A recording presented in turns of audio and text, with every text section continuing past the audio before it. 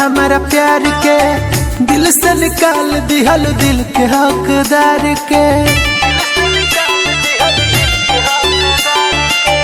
गजब के तोहफा देले बारू हमारा प्यार के, दिल से निकाल दिहल दिल के हकदार के। तू भले नफरत करा करे जहाँ मरा तो प्यार करही के बाद मर जाइब तोहरे याद में, एक दिन तो मरही के बाद मर जाइब तोहरे याद में, एक दिन तो मरही के बाद।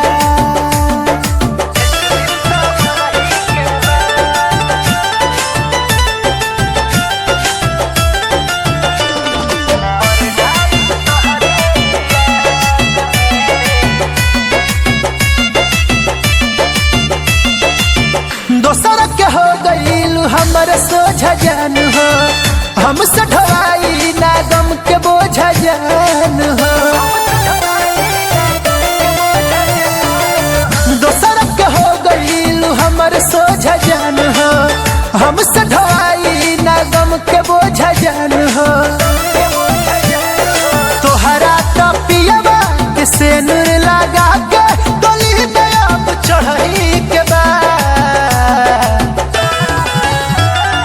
मर जाइब तोहरे याद में, एक दिन तो मरही के बाद मर जाइब तोहरे याद में, एक दिन तो मरही के बाद, एक दिन तो मरही के